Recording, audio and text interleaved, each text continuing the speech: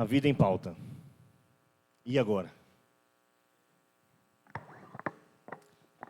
Nessa próxima...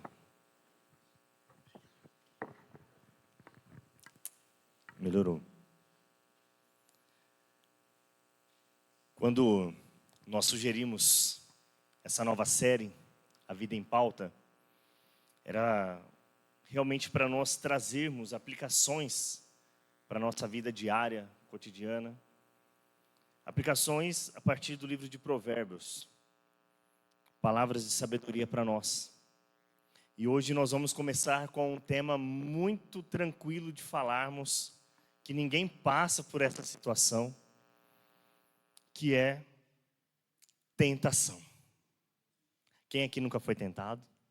Que não passa por esse tipo de problema? Que está suave quanto a isso?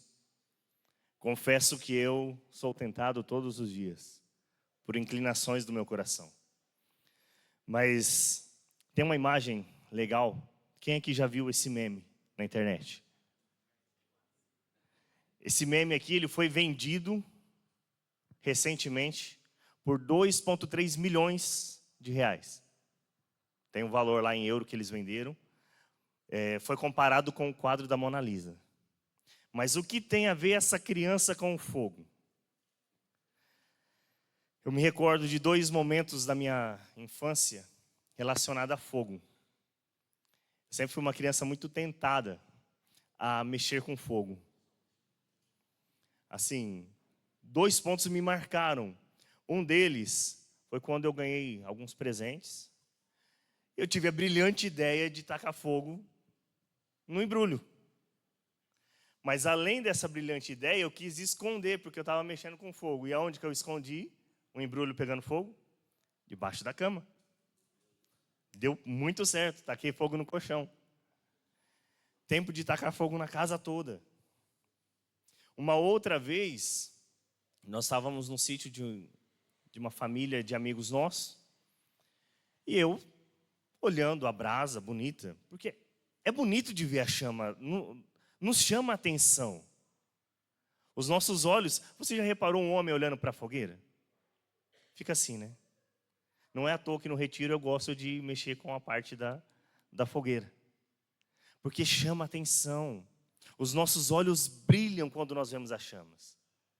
Então, eu do lado do fogão a lenha, olhando aquela brasa bonita, vermelhinha, tive a brilhante ideia de pegar e sair com essa brasa andando pelo sítio.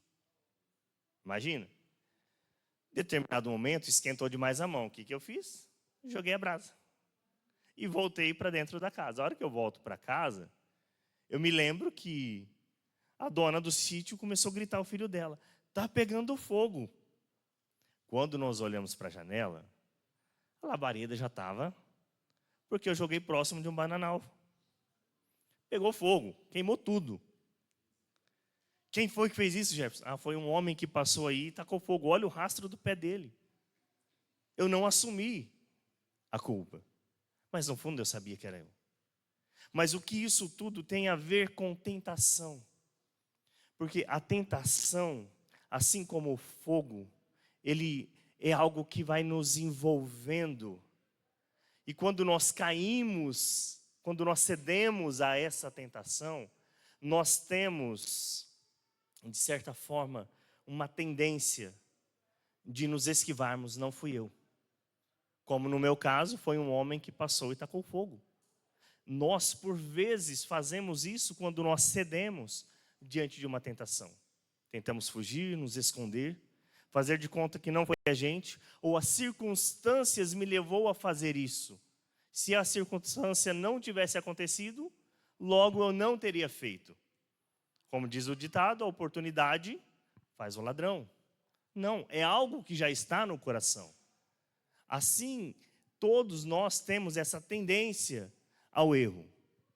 Mas Provérbios, ele vai nos ensinar a respeito disso.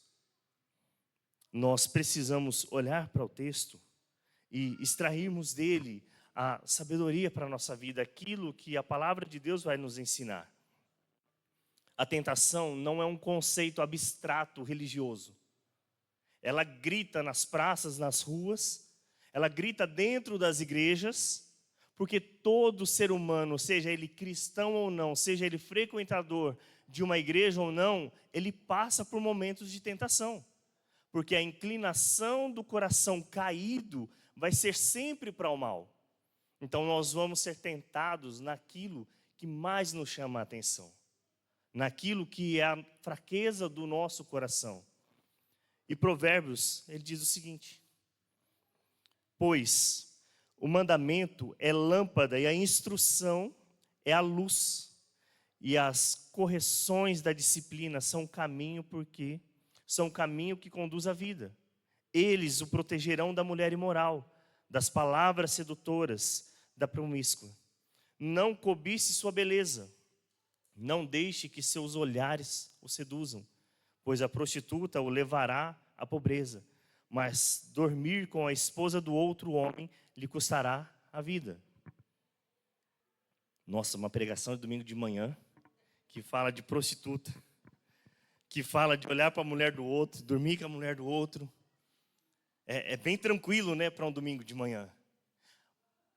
Mas é sério assim mesmo a nossa vida. Porque o texto trata de cobiça. No caso aqui, trazendo mais uma conotação sexual. Mas é muito mais profundo. Porque a ideia da tentação, ela vai trazer algo que brilha aos nossos olhos. São palavras sedutoras, interessantes. E ceder à tentação leva a tudo isso. A destruição. Leva à morte. Por isso que o autor de Provérbios, ele traz esse ensinamento para o filho. Que o texto anteriormente vai dizer: ouve, filho meu. Coloca essas palavras no seu coração.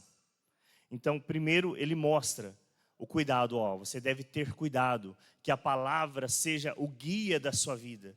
Que o conhecimento da palavra seja algo que norteie o seu caminho, pois ela é lâmpada para os seus pés, ela é luz. O salmista também vai falar isso a respeito da palavra de Deus, que a palavra de Deus ela é luz, ela é lâmpada para o caminho, porque ela conduz pelo caminho correto. Ele mostra que tem um jeito certo de fazer. E se não seguirmos, tem a consequência de não seguirmos, de não darmos ouvidos à palavra de Deus, que é a destruição. No caso aqui, diz que deitar com a mulher do outro pode lhe custar a vida. E realmente, pode lhe custar a vida. Então nós temos um problema sério. A tentação. Mas como vencer isso? O que a palavra de Deus vai nos dizer a respeito de vencer a tentação?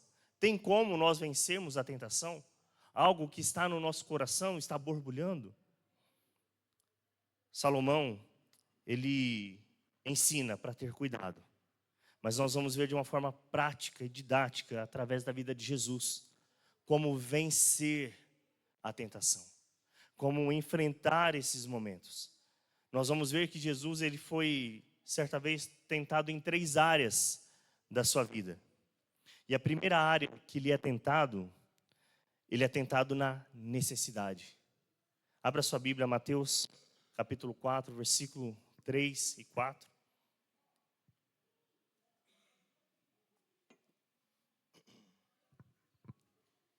Mateus, capítulo 4, versículos 3 e 4. Jesus, ele é tentado na sua necessidade. Versículo 3. O tentador aproximou-se dele e disse: se és o Filho de Deus, ordena que essas pedras se transformem em pães. Jesus respondeu: está escrito, nem só de pão viverá o homem, mas de toda a palavra que procede da boca de Deus.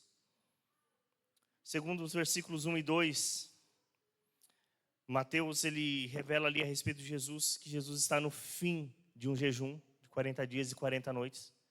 Ele está no momento em que ele tem fome, necessidade. Porque Jesus aqui, ele é tentado como homem.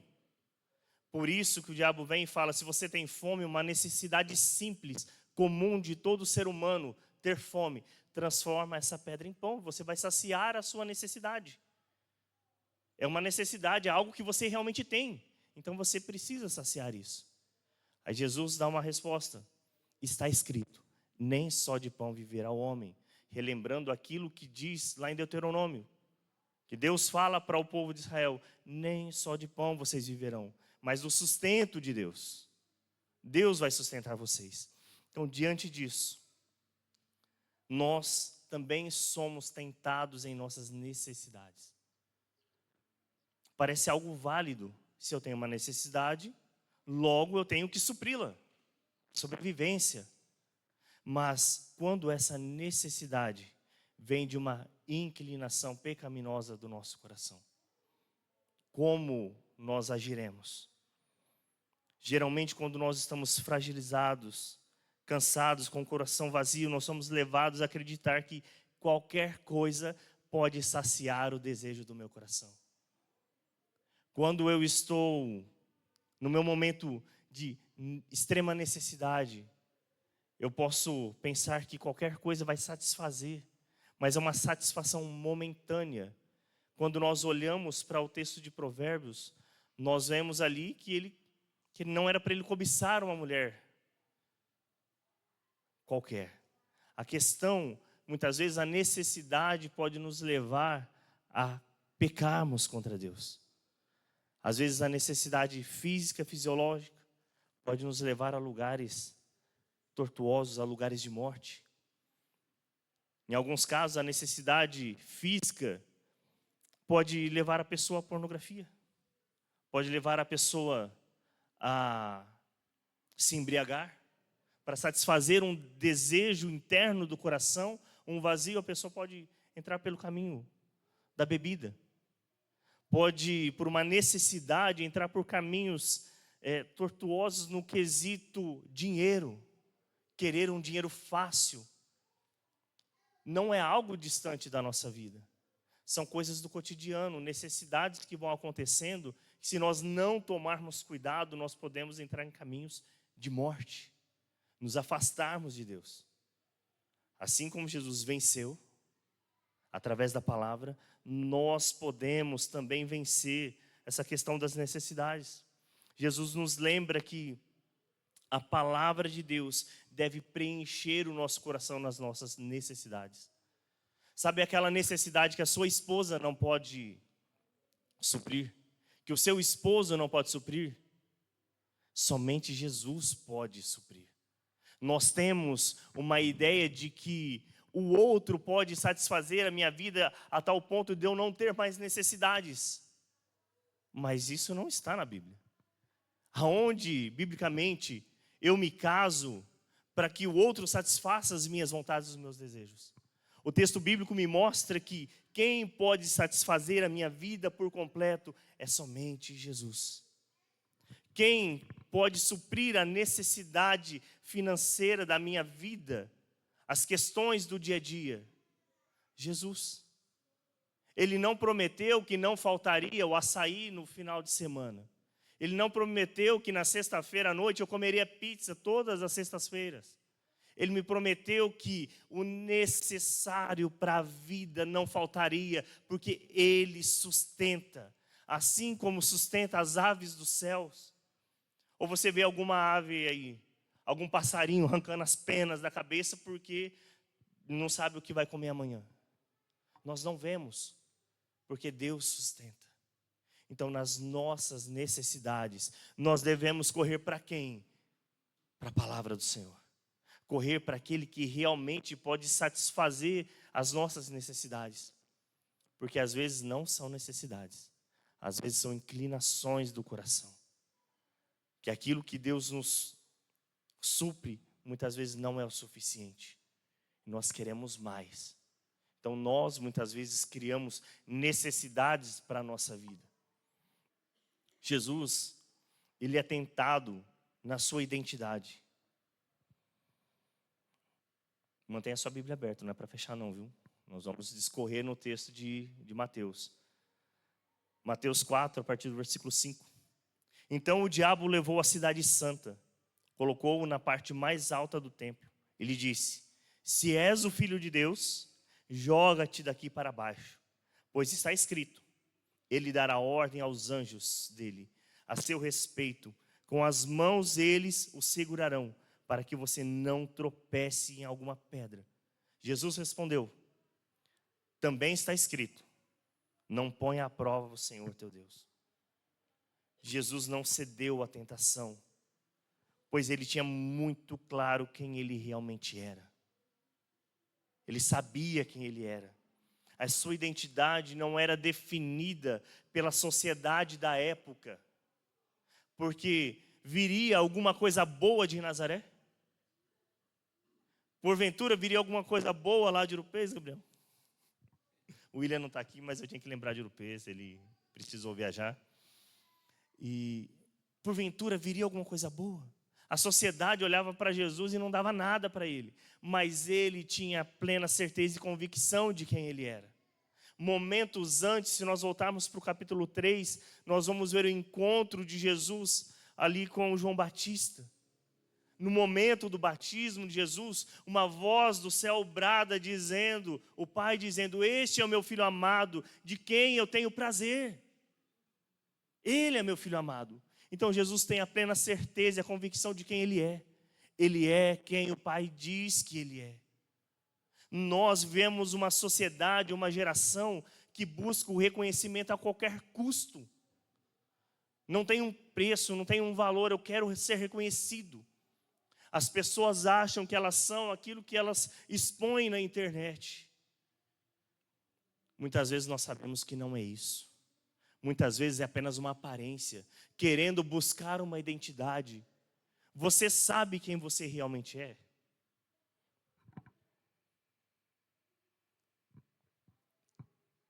Para alguns filhos, isso é uma dúvida.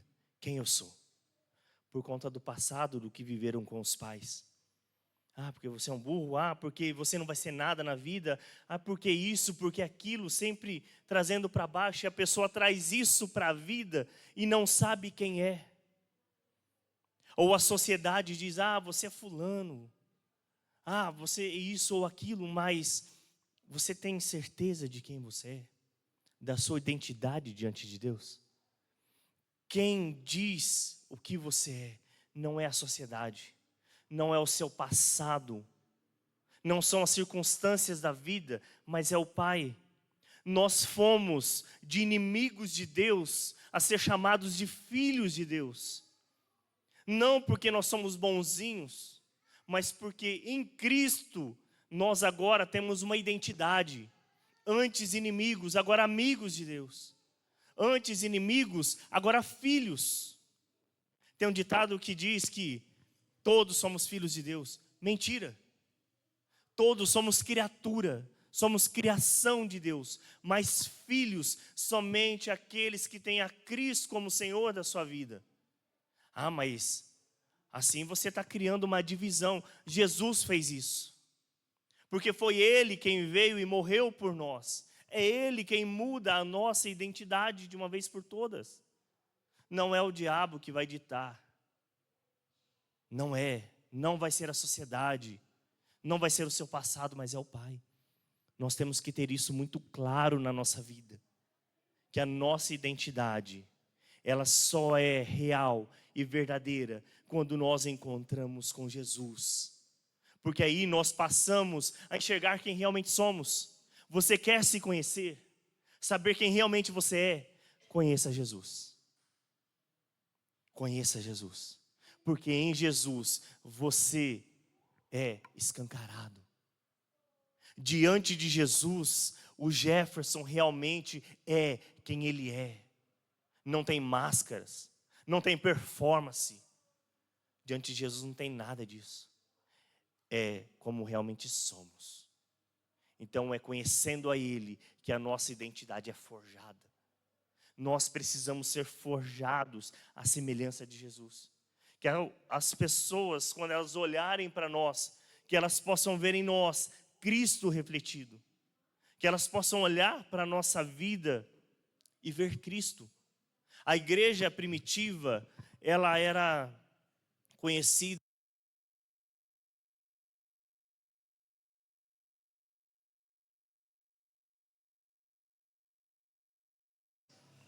e foram chamados de cristãos, foi por um simples fato: eles se parecem com Jesus.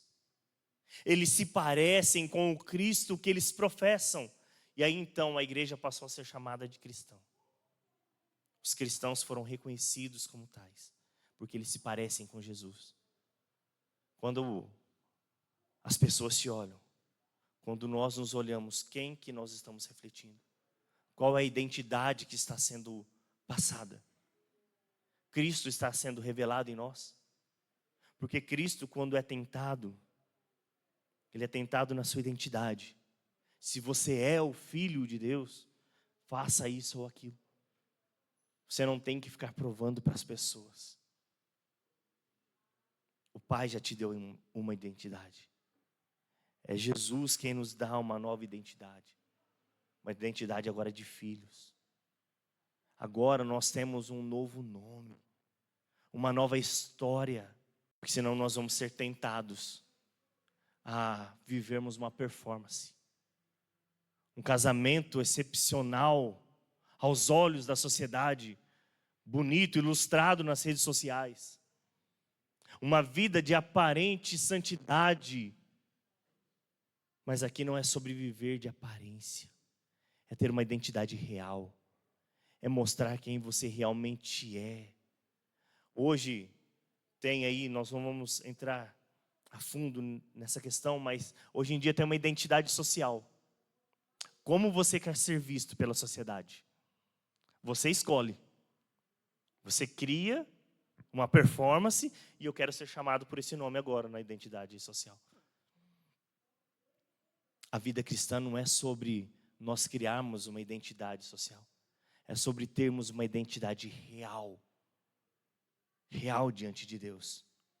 As tentações virão para nós nos parecermos com aquilo que nós não somos. Para cairmos no gosto das pessoas. Sermos reconhecidos pelas pessoas. Quem não gosta de ser reconhecido, de receber aplausos? Mas muitas vezes as pessoas recebem aplausos pela performance. Jesus aqui, Ele está quebrando toda a performance. Toda a roupagem de aparência para sermos algo real. Para sermos reais diante de Deus.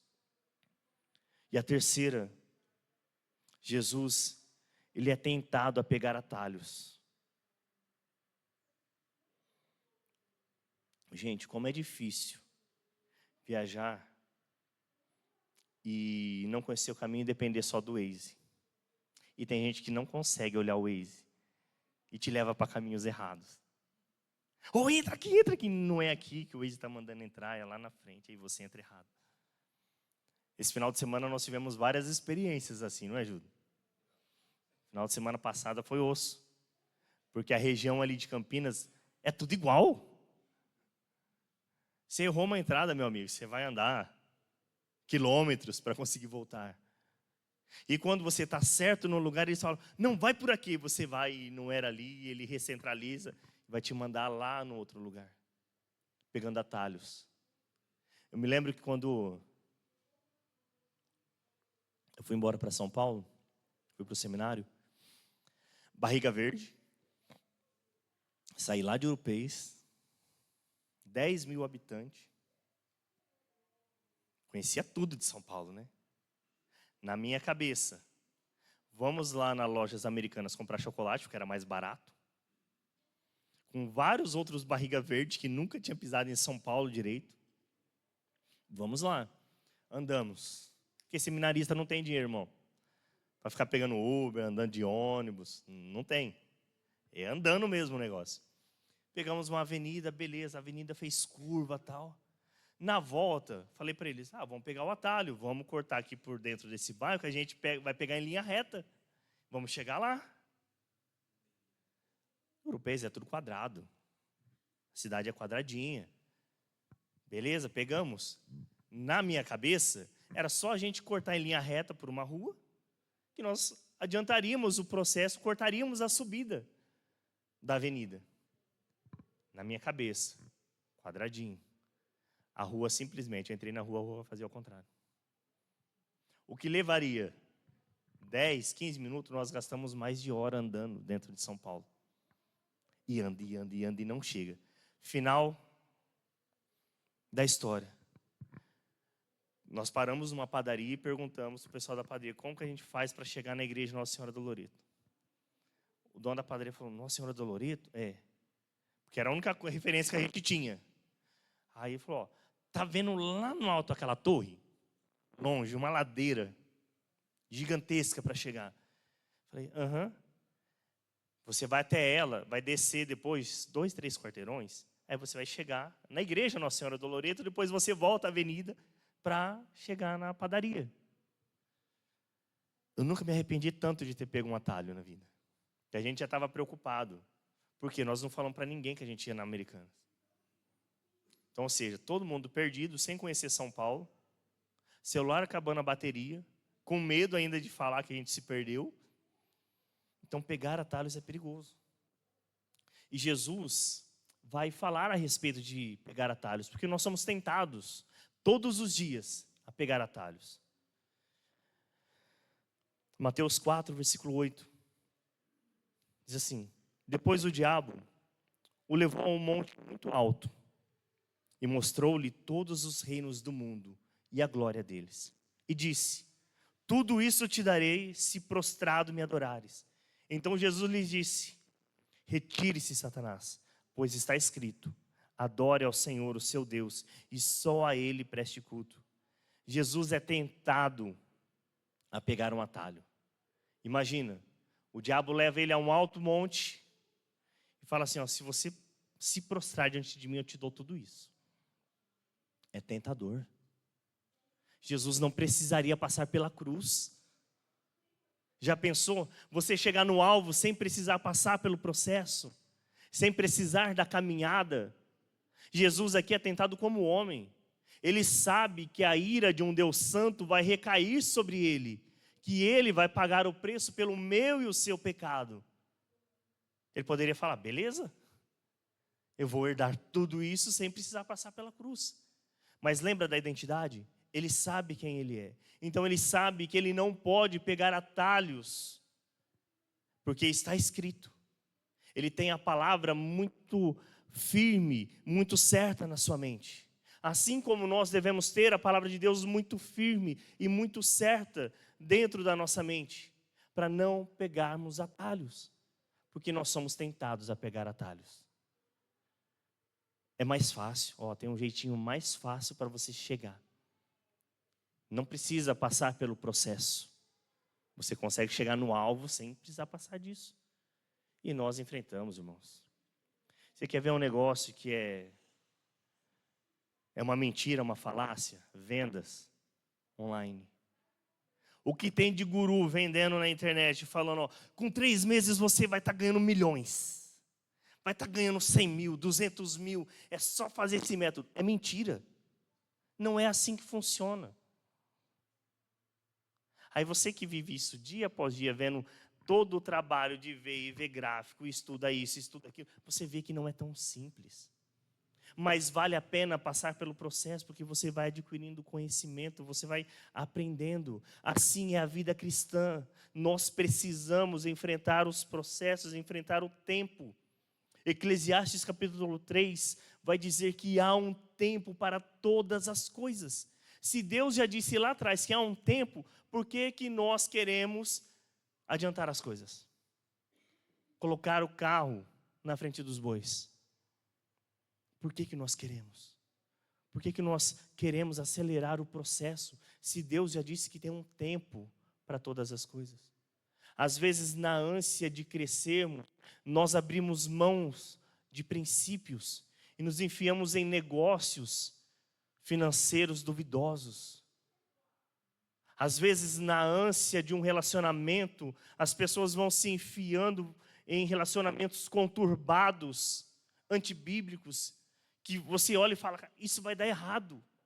Não porque você quer que dê errado, mas porque a palavra de Deus já te norteou e disse que vai dar errado. Mas nós queremos dar um jeitinho. Nós precisamos tomar cuidado com os atalhos. À primeira vista parece ser simples, mas pode levar à morte. À primeira vista pode parecer algo legal, que vai dar certo, mas que pode nos levar à destruição. Jesus, ele sabia que ele teria que passar pela cruz. que um preço teria que ser pago para que herdasse todas as coisas. Após a sua morte, então ele fala que toda a autoridade me foi dada nos céus e na terra, mas primeiro ele passou por todo o processo determinado pelo Pai. Assim tem que ser a nossa vida cristã. Nós precisamos entender aquilo que Deus tem trabalhado na nossa vida e respeitar o tempo dele, o processo para que nós sejamos tratados, amadurecidos. Tem coisas que, se nós acelerarmos o processo, nós teremos problemas lá na frente. Isso é em relacionamentos, em negócios, é na vida como um todo, até mesmo na igreja, no trabalho que nós temos. Quando nós paramos no ano passado e falamos que nós precisávamos rever algumas coisas, está dentro disso. Nós poderíamos tomar atalhos, pegarmos modelos prontos e tentarmos replicarmos aqui, mas não é isso. Isso não geraria vida. Leva tempo, leva processo. Quando nós, lá no começo, pensávamos, vamos fazer a documentação da igreja, um mês está pronto. Já vai para quase um ano que nós estamos finalizando as documentações. Abrir uma conta financeira para a igreja é moleza. Gente, vocês não têm noção. Vocês não têm noção do que é abrir uma conta financeira para a igreja. Nós recebemos um áudio que a pessoa explicando por que não poderia abrir, porque tem muito problema com a igreja de lavagem de dinheiro. Então eles não poderiam abrir a conta. Então tem situações, mas com tudo isso o que acontece, Deus vai nos amadurecendo e nos mostrando caminhos, lugares, pessoas, para que tudo culmine para quê? Para a glória dele, para a glorificação do nome dele. E nós vamos sendo fortalecidos como igreja, como pessoas. Então na nossa vida, nós não podemos tomar atalhos. O maior exemplo, Jesus. Jesus é o nosso maior exemplo. Quando a nossa identidade está firmada no amor do Pai, as necessidades não nos dominam, não ditam as regras da nossa vida. A aprovação das pessoas perde a força, porque quantas pessoas vivem pela aprovação do outro? Eu me arrumo para que o outro me veja. Eu tenho as coisas para que o outro me veja. Eu faço tudo pelo outro, mas não é sobre o outro. É sobre aquilo que Deus tem feito na minha vida, o trabalho dele na minha vida. Nós olharemos para tudo isso e não vai haver nada que nos tire o foco. Nós não tomaremos atalhos porque eles parecem sim ser atraentes. Parece ser mais fácil, tem um caminho mais fácil, mas o caminho mais fácil muitas vezes pode nos levar à morte. Jesus diz aos seus discípulos que eles deveriam orar para que eles não caíssem em tentação. Jesus no Getsêmani está orando, ele sabe tudo o que vai acontecer, passando pelo sofrimento ali antes da sua morte. E ele convida os seus discípulos, vamos orar, orem comigo. Orem para que vocês não caiam em tentação. Ele poderia ter falado para os seus discípulos, orem para que vocês não entrem em tentação. Mas o pedido aqui, orem, porque a tentação vai vir. Seja você cristão ou não, esteja você caminhando com Jesus ou não, a tentação vai vir sobre a sua vida. Mas a oração nos ajuda a não cairmos no momento da tentação. A vida com Deus, a vivência com Deus, nos ajuda a permanecermos firmes no momento da tentação. Porque a tentação ela vai vir sempre na inclinação do nosso coração. Se o teu problema é dinheiro, a tentação não vai vir com sexualidade, vai vir com dinheiro. Se o teu problema for sexualidade, não vai ser o dinheiro que vai te tentar, vai ser a sexualidade. Porque é a inclinação do nosso coração pecaminoso. Nós seremos tentados naquilo que é a nossa inclinação. Então, tome cuidado. Porque nós sabemos aquilo ao qual o nosso coração é tendencioso. O diabo, você resiste. O texto bíblico diz, resistir ao diabo e ele fugirá de vós. Só que tem gente tentando resistir à tentação e fugindo do diabo, fazendo ao contrário. Da tentação você foge. Não pensa, não, porque agora eu sou forte. Eu fiz a campanha de 3 dias de oração, eu posso enfrentar a minha tentação ali, que o negócio vai dar certo. Agora eu estou... Gente, não é assim. É necessário uma vivência com Deus. E essa vivência com Deus vai nos ensinando a sairmos dos caminhos que podem nos levar à queda. Quando nós olhamos para Provérbios, o conselho é: tome cuidado com a tentação. No caso ali, se tratando da mulher promíscua. Jesus está falando a mesma coisa. Tome cuidado. Você sabe onde é a sua fraqueza. Não seja bobo achando que você vai conseguir ir sozinho. Não é assim. Jesus, ele foi tentado ali no deserto. Mas ali no deserto ele nos mostra que é possível vencer a tentação. No Éden, Adão foi tentado e caiu. No deserto, Jesus, o segundo Adão, é tentado e vence, nos mostrando que nele nós conseguimos e é possível vencer a tentação em Jesus. Não pela nossa força, mas pela força dele, pelo cuidado dele. A oração e a leitura da palavra de Deus nos ajudam a vencer a tentação. Assim como o texto que nós lemos lá, que a palavra é lâmpada para os pés. Tenha uma vida de oração, uma vida de devoção diante de Deus. Porque a palavra de Deus, ela é luz para o nosso caminho. Ela vai norteando a nossa vida. Ela vai nos mostrando o caminho. Tem pedras? Tem. A palavra de Deus vai mostrando. Ela vai deixando as claras. É fácil andar no escuro? Não é fácil. Eu me lembro quando criança, minha mãe, ela não conseguia deixar um móvel mais de 15 dias na mesma posição dentro de casa. Os móveis mudavam mais de lugar do que eu trocava de roupa. Então não dava para andar de noite em casa. Porque se andava, calma aí, isso aqui não estava aqui de manhã, agora está. A palavra de Deus traz essa clareza. Ela nos mostra o caminho. Ela nos mostra aonde nós devemos tomar cuidado.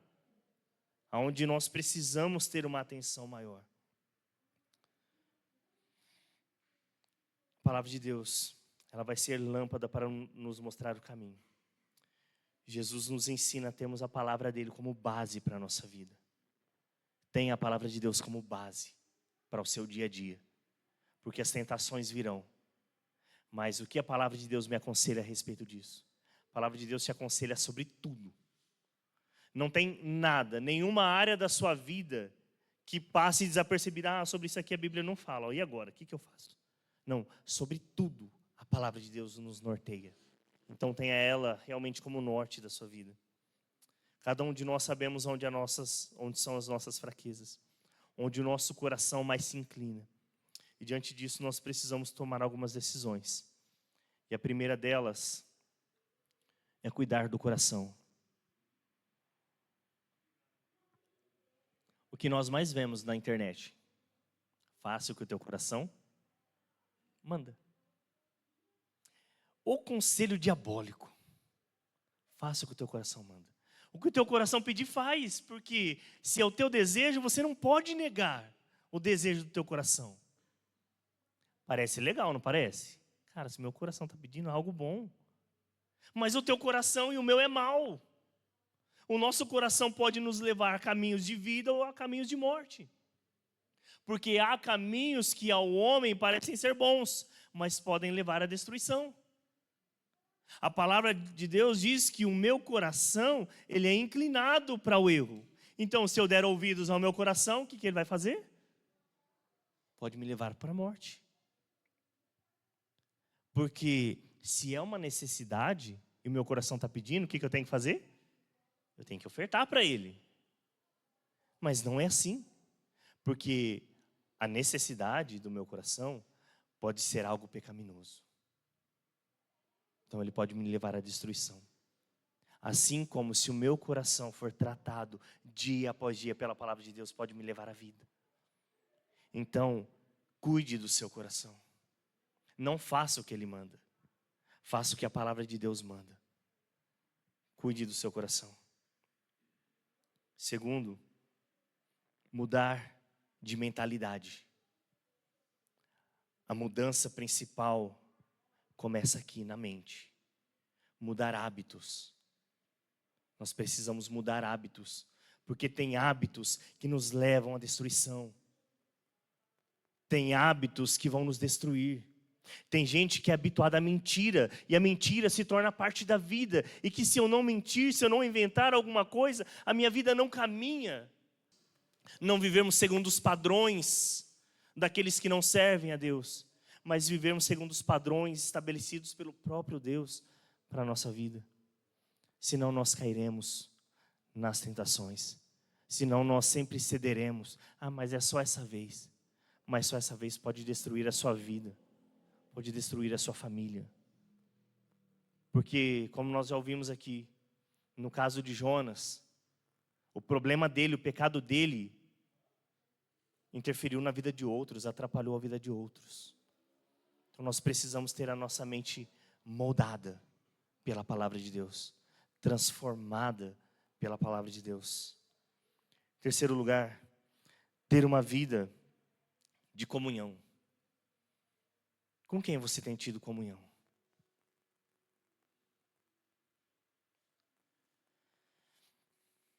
Nós precisamos ter uma vida de comunhão. É na comunhão com o Salvador e Redentor Jesus que somos fortalecidos a enfrentar as tentações da vida. Nós precisamos ter comunhão com Deus e comunhão com gente séria, com pessoas que já estão sendo lapidadas pela palavra de Deus. A palavra de Deus diz que nós devemos confessar os nossos pecados uns aos outros. Calma aí já é demais. Eu vou confessar os meus pecados para os outros? O que eles vão pensar no meu respeito? Aqui nós estamos falando de gente séria, de gente que entendeu o Evangelho. Que quando você confessar o seu pecado, a sua fragilidade, não vai olhar, eu bem que desconfiava desse seu pecado. Não, é gente madura que vai falar, esse é o seu pecado, eu também sou pecador. Então vem juntos. Vamos nos colocar diante de um Deus santo que transforma a nossa vida. Essa é a ideia de que o ferro afia o ferro. A parte de afiação é muito doida, gente. É necessário que saia faísca ali para limpar a impureza da lâmina. Assim devemos ser na comunhão. Nos afiarmos, nos lapidarmos para sermos mais parecidos com Jesus. Porque o foco é sermos parecidos com Ele. Talvez a minha tentação, a minha inclinação, pode não ser a sua, mas a sua oração para a minha vida, pedindo a Deus que me auxilie, pode me ajudar e muito. Então nós precisamos ter comunhão com Deus, e comunhão real, viva, bíblica, uns com os outros. Uma comunhão saudável. Porque se tem um lugar onde as pessoas mais se ferem é dentro da igreja. Por relacionamentos volúveis, por relacionamentos fingidos. Isso não pode haver no nosso meio. Nós temos que ser lapidados pela palavra de Deus, para que a nossa comunhão seja real, para que a nossa união seja saudável ao ponto de crescermos uns com os outros, mesmo com as nossas fraquezas. Jesus escolheu vários discípulos ali. Os 12 que ele escolhe, todos eles têm um defeito, mas em Jesus eles são transformados. Deixaram de ter defeitos? Não, mas eles passaram por um processo de discipulado, um processo de transformação por meio da comunhão. E por último,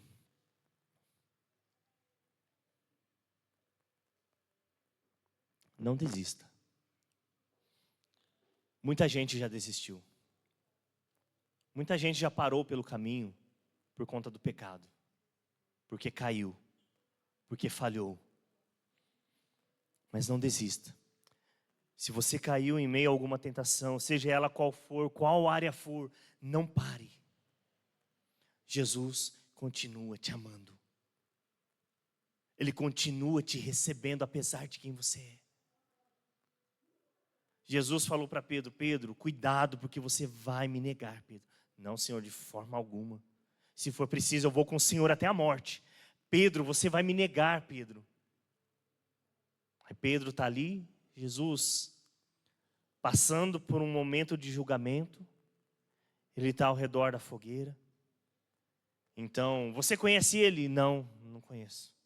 Pedro nega 3 vezes. E o texto diz que quando o galo cantou, aquilo pesou o coração de Pedro e Pedro fugiu. Ali poderia ter acabado a história de Pedro. Só que quando Jesus ressuscita, ele vai atrás de Pedro e restaura Pedro. Pedro, tu me amas? Te amo, Senhor. Pedro, tu me amas? Te amo, Senhor. Pedro, tu me amas? Senhor, tu sabes que eu te amo. O Senhor sabe que o meu amor agora não era aquele que a aparência mostrava, não era aquele da performance. O Senhor sabe que eu te amo, mesmo com as minhas limitações. Pedro, apacenta as minhas ovelhas. Jesus, apesar do nosso pecado, apesar de quem somos, o seu amor cobre a nossa multidão de pecados. O amor dele nos reconcilia novamente. Então, se você pecou, não pare, continue, porque ele continua te amando. Ele continua te buscando. Venha para ele, venha para Jesus, porque em Jesus nós podemos vencer as nossas tentações. Amém? Fiquemos de pé, vamos orar.